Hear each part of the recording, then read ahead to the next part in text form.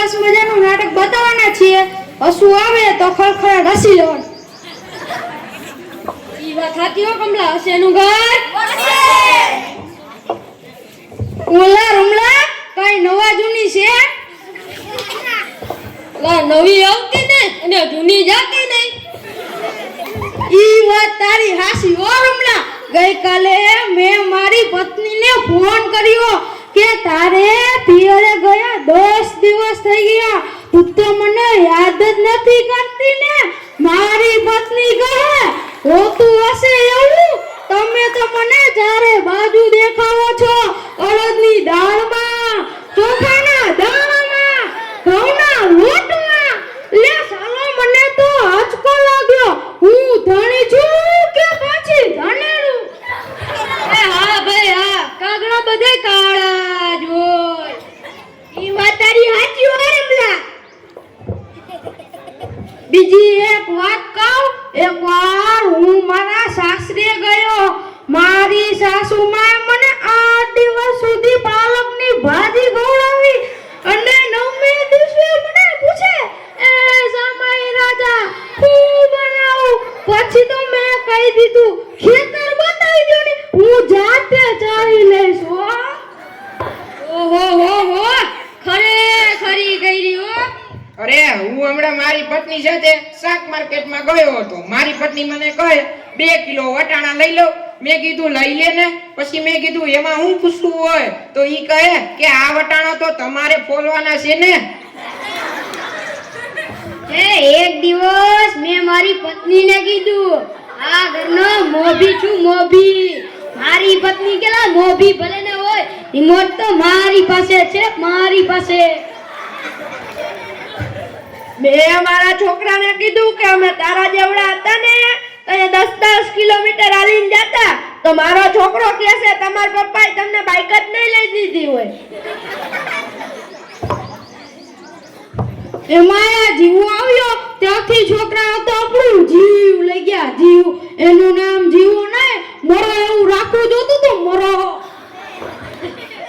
Mobile આવ્યો એટલે કેમેરો ગયો. મોબાઈલ આવ્યો એટલે ઘડિયાળ ગઈ. મોબાઈલ આવ્યો એટલે બેટરી ગઈ. મોબાઈલ આવ્યો એટલે ટપાલ ગઈ. મોબાઈલ આવ્યો એટલે કોમ્પ્યુટર ગયો.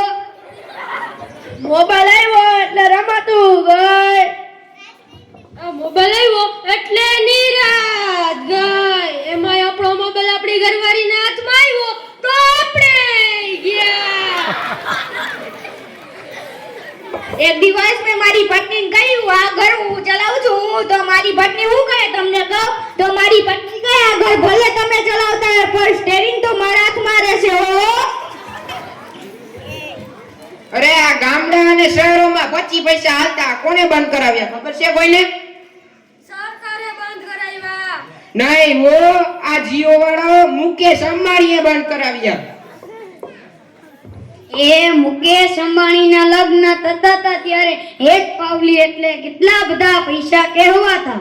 પેલો ફેરો ભરે તો કે મુકો પાવલી, બીજો ફેરો ભરે તો કે મુકો પાવલી, એ ગણપતિનું પૂજન થાય તો કે મુકો પાવલી. ઓલા મુકેશ અંબાણીને એટલી ગીત ચડી મોટો થઈને પાવલી બંધ ન કરાવું તો મારું નામ મુકેશ અંબાણી નહીં.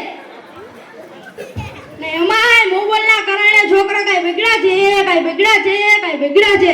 જાણે મોબાઈલ જેનો બાપ ને એની માં નો હોય, નવા રમકડો હોય તો અવેલ જઈને બેઠો હોય, અવેલાના ડાટા કાઢી નાખે ડાટા.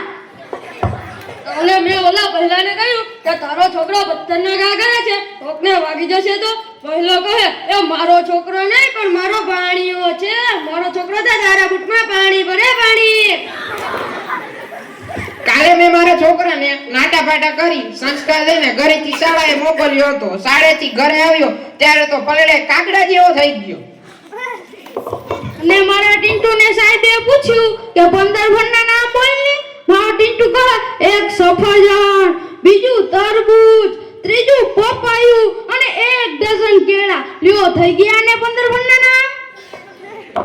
અરે આ વાત ધ્યાનથી સમજો. દુનિયામાં તો હમણે કઈક નવું નીકળ્યું છે. ઘરે ઘરે બાળકનો જન્મ થાય છે ને ત્યારે માતા કહે છે આંખો મારા જેવી છે, પપ્પા કહે છે નાક મારા જેવું છે, કાકા કહે છે કાન મારા જેવા છે, મામા કહે છે હાસ્ય મારા જેવું છે.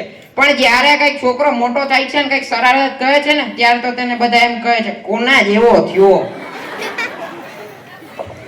મારી પત્ની મને પૂછે હું કેવી લાગુ છું તો મેં કીધું અરે ગાંડી એમાં કઈ પૂછવાનું હોય તને તો ખબર છે અંધી પત્નીઓ તો જૂઠ જ બોલતા જૂઠ.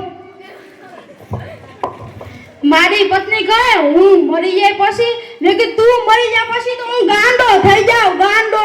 મારી પત્ની કહે બીજા લગ્ન નહીં કરો ને મેં કીધું ગાંડો ગમે ઈ કરે હો ગાંડો ગમે ઈ કરે હો. આ તો એક અમારો હાસ્યનો ભાગ હતો. ઘર તો પતિ પત્નીના સાથ સરકારથી ન ચાલે.